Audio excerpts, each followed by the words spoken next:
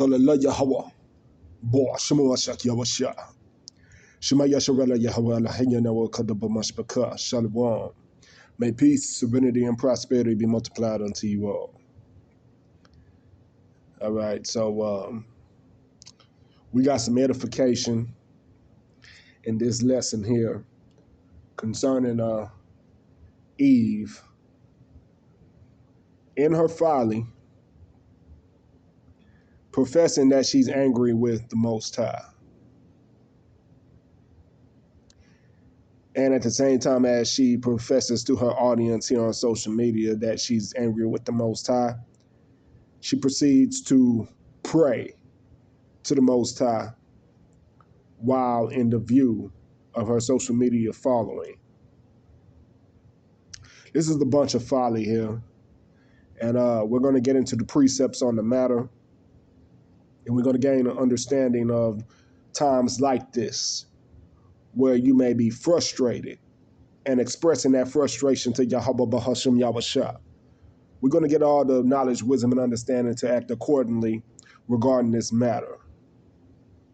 I'm going to let the video play, add my commentary, and then get to the scriptures. Fair use, fair use, fair use. You ever been mad or angry with God? I am. I'm very mad. I'm mad because I feel like what he's sending me through is making me lose me. It's got me questioning me, who I am, what I am. Am I good enough? Am I worthy enough?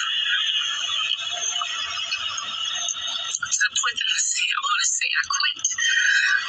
But I know the real anointing that lies within me is saying we don't quit. I'm mad because I'm the child that prays to you. I give you my time. I give you my devotionals. I worship you. I adore you. I am so deeply in love with you. And I still don't understand why you are taking me on certain assignments that I have no idea about. There are people that won't even utter your name, and yet they are tremendously blessed. And I'm saying, okay, what is it? Are you disappointed in me? Have I not been a good daughter? Where did I fail? Where did I fail you? Show me where I need to improve at. I'm not saying that I walk the perfect walk. I'm not saying that I'm perfect. But you know I try my best to honor your word. Try my best to honor the life that you've given me. Try my best to honor those around me. Where even when I don't understand, my only response is, God, I don't understand. But I thank you for seeing me equipped enough for the task, for seeing me strong enough to endure it. You've taken me through enough. When is my breakthrough? When will I be put on somebody else's mind the way you put other people on my mind? But yet those that see it in the most tremendous way are just constantly flourishing and nourishing. I'm angry. Why don't you hear me? Why don't you see me? I'm trying, I'm fighting. I feel like I'm starting to die. And I'm scared.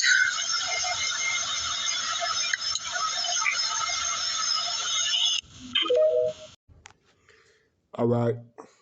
So we heard Eve give her rant while she posted this on social media for all of her following to see her interaction with Yahweh Bahasham Yahweh. And I'll just say it like this. This is Christian folly. All right. This is a product of modern Christianity, and it's the folly that they run with because modern Christianity runs off emotionalism. Okay. That's why the churches are full of women, because it's just a bunch of emotionalism. It's not dealing with the Most High by his structure is dealing with the Most High based off your feelings. So that's what this is a product of. All right. And without further ado, I'm going to go ahead and get to the scriptures here. And we're going to get the appropriate understanding as to why this is folly that this woman has portrayed. Okay.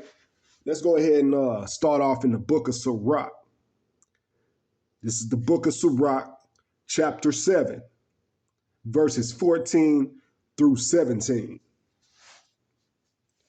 Use not many words in the multitude of elders, and make not much babbling when thou prayest. All right. So this woman here, she did just that. A whole bunch of babbling when she prayed. Now, what's really the issue here is not some of the things that she said in her prayer, but the fact that she recorded this, right? She recorded this for the world to see. And we're gonna get more into that too. But however, this is why we tell you women time and time again, just be quiet. Okay? Just be quiet. Y'all have no business trying to distribute the business of Yahweh Bahashem Yahushua. Okay? Now, even if she was mad with the Most High, that's not anybody else's business but her and Yahweh Bahashem Yahushua. Okay? If you happen to get in your carnal feelings and be mad about a certain situation that the Most High is putting you through, you address it with him in secret. You address it with him in secret, and you ask for the appropriate knowledge, wisdom, and understanding to learn what it is that he wants you to learn. But nonetheless, let's get back to the scriptures here. Verse 15, hate not laborious work, neither husbandry, which the Most High hath ordained. So whatever laborious situation she's in, we're not to hate that. Okay, there's a reason why the Most High is dealing with this woman the way he is dealing with this woman. You know, she's just speaking from her own heart and her own understanding on the matter. And she's envying sinners. She's looking at the vanity of sinners. And she's like, oh, well, I'm going to get my breakthrough. You know, people that don't even utter your name are flourishing and nourishing. Like, no, we're not supposed to do that. We're going to get that in the scriptures here in a second. Verse 16, number not thyself among the multitude of sinners, but remember that wrath will not tarry long. So here she is comparing herself to people who are ungodly, that are seeming to thrive and prosper. And she's numbering herself among them because she's envious of the prosperity that is shown among them. She's envious of it. I mean, she's portraying that to the world right now. And those of us who have the knowledge, wisdom, and understanding of the matter and seeing the folly in this, hey, we're able to learn from this and keep ourselves in order from such folly that's being portrayed by this woman. Okay? Because that's what the foundation is. She's expecting some type of breakthrough of prosperity while she's envious of sinners who have a certain level of prosperity and abundance that she wants. Verse 17, humble thyself greatly. Humble thyself greatly. Humble thyself greatly. For the vengeance of the ungodly is fire and worms. So while she's envying the prosperity of the wicked, she's not thinking that they have a judgment and recompense coming. She's not thinking about that. And here in Sirach chapter 7, verses 16 and 17, that judgment was mentioned and context added to that judgment. But see, she's thinking too highly of herself right now, and she's speaking foolishness while she's praying in front of a large amount of people. Let's get this here. Ecclesiastes chapter 5, verses 1 through 2. Keep thy foot when thou goest to the house of Yahweh, and be more ready to hear than to give the sacrifice of fools, for they consider not that they do evil. She don't consider that she's doing evil by what she's doing here. Telling the masses that she's mad at the Most High, and then going into a prayer to the Most High while she's being viewed by the masses. She literally pressed record and recorded this for everybody else to see. So if this was supposed to be for the Most High, why are you sharing it with everybody else? You're not supposed to do that. Ecclesiastes chapter 5, verse 2. Be not rash with thy mouth, and let not thine heart be hasty to utter anything before the Most High. For the Most High is in heaven, and thou upon the earth. Therefore let thy words be few. So, yeah, sometimes we're going to be carnal, right? Especially when we're having our intimate moments of prayer with the Most High. Sometimes we might be carnal, but at the same time, we got to remember who we're dealing with. Okay? We got to remember who we are dealing with. You're dealing with an all-powerful entity that is everywhere at the same time. Everywhere. We're dealing with an all-powerful entity. And here we are, just mere flesh. A spirit in a vessel of flesh that this entity created. Let your words be few. This is Proverbs chapter 23, verses 17 through 18. Let not thine heart envy sinners. Let not thine heart envy sinners.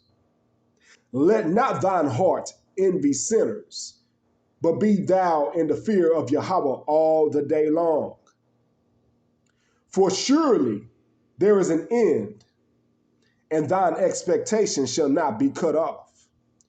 So with that being said, the sinners that you may know of that are prospering and flourishing and got all the material possessions and the luxury, hey, their expectation is to be cut off. And we saw that in the Sirach chapter 1 that we read earlier too. So here we are in Proverbs 23, verses 17 through 18, seeing the same context. You know, at the end of the day, those sinners that you know that may have what you desire, their destruction is coming soon. Or they may be going through some type of destruction that is kept private among them. You don't know what the Most High is doing to these people. You don't know what type of judgments and recompense these people are facing. You're not around them 24/7 to see that. You're only seeing what they allow you to see when you see them. You got to remember that. You shouldn't be glorifying dung in golden bowls. I mean, for lack of better terms or for a lack of a better analogy, that's what you're doing when you envy what the sinner has going on. They're nothing but dung and golden buckets. Dung and golden buckets. That's the best way to see it. Anytime you see somebody of the world that's prospering and flourishing, they're dung in golden buckets, ready to be tossed out. And that's their expectation being cut off, as it said here in Proverbs chapter 23, verse 18. Furthermore, we're going to the book of Sirach, chapter 9, verses 11 through 12. Envy not the glory of a sinner, for thou knowest not what shall be his end. Verse 12, delight not in the thing that the ungodly have pleasure in, but remember, they shall not go unpunished unto their grave.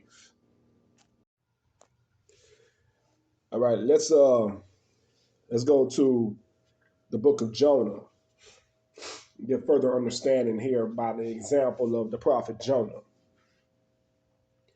Let's go to the book of Jonah, chapter 3, verses 1 through 5.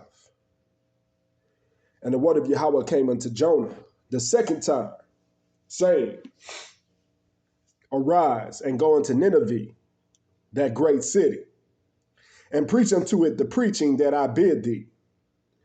So Jonah arose and went unto Nineveh, according to the word of Yahweh. Now Nineveh was an exceeding great city of 3 days' journey. And Jonah began to enter into the city a day's journey, and he cried and said, Yet 40 days, and Nineveh shall be overthrown. So the people of Nineveh believed the Most High, and proclaimed a fast, and put on sackcloth, from the greatest of them even to the least of them. Now, for time's sake, let's jump down to verse 10. This is Jonah chapter 3, verse 10. And the Most High saw their works, that they turned from their evil way, and the Most High repented of the evil that he has said that he would do unto them, and he did it not. So after Jonah preached for about 40 days, warning the people of Nineveh that destruction was about to come upon them for their wicked deeds, the people of Nineveh repented. And because they repented, the Most High turned back the evil that he had planned for him, the destruction that he had planned for them. He repented of that and turned it away. Now let's jump to Jonah chapter 4 and see what happened. We're going to Jonah chapter 4, starting from the top. But it displeased Jonah exceedingly, and he was very angry. So Jonah was mad that the Most High didn't bring destruction upon Nineveh. He got in his emotions, he got in his feelings that he preached 40 days that the city was about to be overthrown, and the Most High didn't overthrow the city. So he was mad about that. And what did Jonah say to the Most High? Verse 2. And he prayed unto Yahweh and said, I pray thee, O Yahweh, was not this my saying when I was yet in my country? Therefore I fled before unto Tarshish. For I knew that thou art a gracious God and merciful, slow to anger, and of great kindness, and repentest thee of the evil. Therefore now, O Yahweh, take, I beseech thee, my life from me, for it is better for me to die than to live. So didn't this woman just say the same thing? She feel like she's about to die, being all dramatic. Well, that's the same thing the prophet Jonah did while he was being all dramatic and emotional toward Yahweh Baal Shem Yahushua, because Yahweh didn't destroy the city of Nineveh. Verse 4, then said Yahweh, doest thou well to be angry? So the Most High questioned Jonah and said, are you doing well to be angry? You know, is being angry what you should be doing right now? You doing good because you're angry? You think you're doing something because you're angry? It's basically what the Most High was telling Jonah. Verse 5. So Jonah went out of the city and sat on the east side of the city, and there made him a booth and sat under it in the shadow, till he might see what would become of the city. So Jonah, being stubborn, he still wanted to see Nineveh be destroyed. Verse 6. And Yahweh Elohim prepared a gourd and made it to come over Jonah, that it might be a shadow over his head to deliver him from his grief. So Jonah was exceeding glad of the gourd. So the gourd that they're speaking of here is basically nausea. Okay. So the Most High made Jonah nausea. He gave him nausea to make him overcome his grief. Right. So he forgot about being all angry and stuff once he got nauseated. All right. So this nausea is in the form of vomiting. So he made him sick. And that brief period of sickness made him forget about his anger of not seeing Nineveh be destroyed by the Most High. Verse 7, but Elohim prepared a worm when the morning arose the next day, and it smote the gourd that it withered. So basically, the Most High took away the nausea, the feeling of sickness. He took that away from Jonah when the morning arose. Right? Verse 8, and it came to pass when the sun did arise that the Most High prepared a vehement east wind, and the sun beat upon the head of Jonah, that he fainted and wished in himself to die, and said, it is better for me to die than to live. So that's the equivalent of a parent telling their child, stop all that crying before I give you something to cry about. That's basically what the Most High did with Jonah here. From him saying, oh, it's better for me to die than to live, when he was angry about the Most High not destroying Nineveh. Well, he made Jonah receive a brief period of heat exhaustion, that he felt as if he wanted to die. Verse 9, and the Most High said to Jonah, doest thou well to be angry for the gourd? And he said, I do well to be angry even to death. So the Most High was still questioning Jonah, and Jonah was still being ornery. He was still being stubborn with anger. So you see, been there, done that. So this woman getting on this camera and professing that she mad with the Most High, and then proceed to praying in front of everybody about the Most High, about her anger with the Most High, it's just foolishness. It serves no purpose. Verse 10, then said Yahweh, thou hast had pity on the gourd, for the which thou hast not labored, neither madest it grow, which came up in a night and perished in a night. And should not I spare Nineveh, that great city, wherein are more than 6,000 persons that cannot discern between their right hand and their left hand, and also much cattle. So the Most High used that relief that he gave to Jonah as an example as to why he spared Nineveh. So he spared Nineveh, and then he also spared Jonah his grief. Right? So he showed him that. He showed him by example. And, you know, he exposed his folly. Jonah had folly, being angry at the Most High for repenting of the destruction that he was going to give to Nineveh, because the people repented.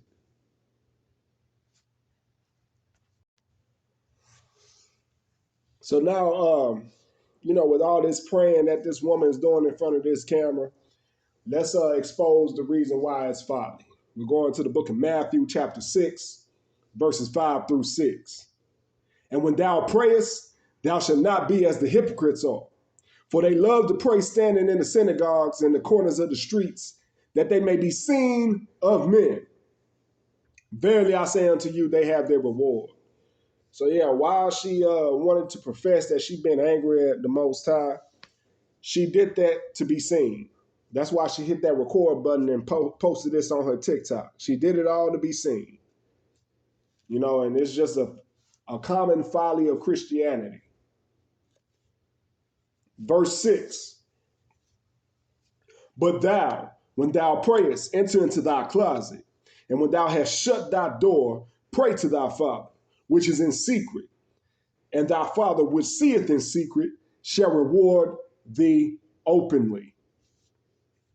So, yeah, she would have done better if she kept this prayer to herself, between her and Yahweh. She would have done better doing that instead of, you know, doing this all for social media, trying to get all that attention and, you know, all that other foolishness. Now, let's go to the book of Sirach.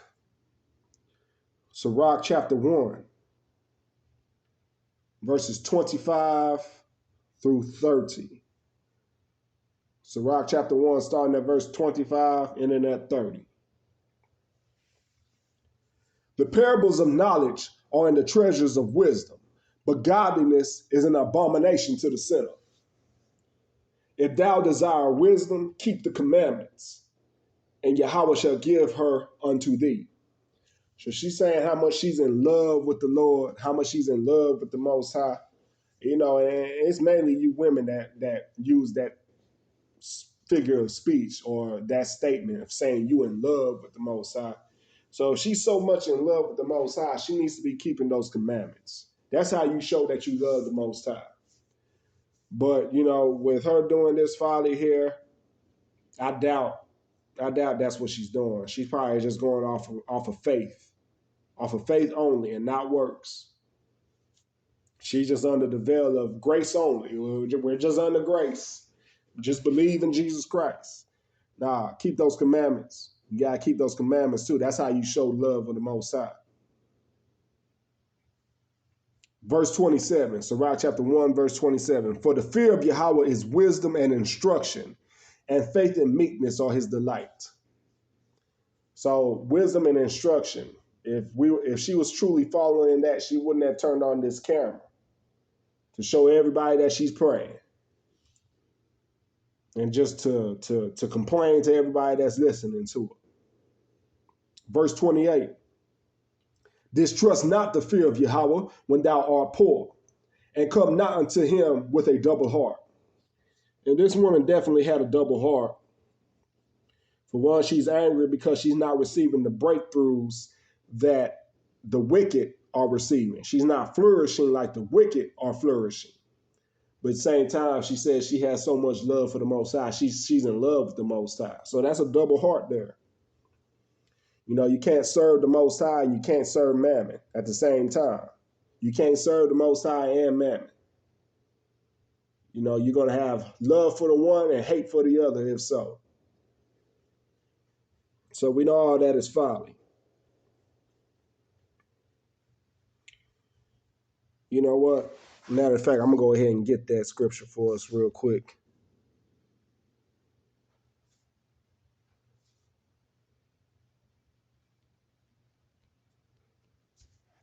So this is Matthew chapter 6, verse 24. No man can serve two masters, for either he will hate the one and love the other, or else he will hold to the one and despise the other. Ye cannot serve the Most High and Mammon. You know, she's thinking about all these sinners that are flourishing. Her mind is definitely on some Mammon.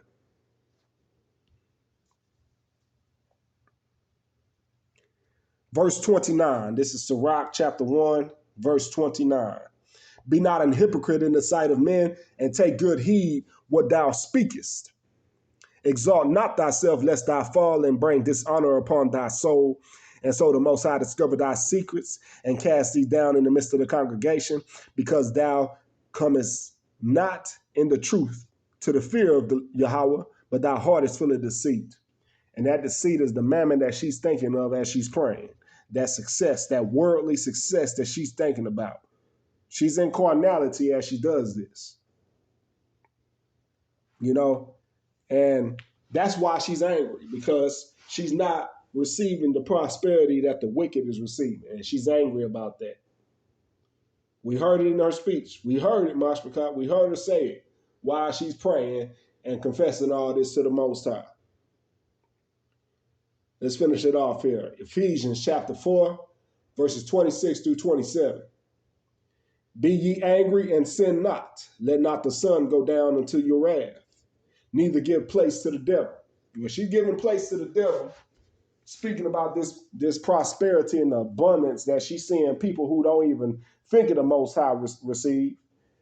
You know, she's definitely giving place to the devil, and she's definitely sinning because she's doing all this babbling and praying in front of all the people. She hit record before she did this prayer because she want all of her audience on social media to see this. She wants to profess all this to the audience. And, you know, the Messiah told us to pray in secret. The Messiah didn't tell us to get in front of the camera and pray. That's folly. Well, nonetheless, this concludes this lesson. Hope you edified. May peace, serenity, and prosperity be multiplied unto you all. Shalom.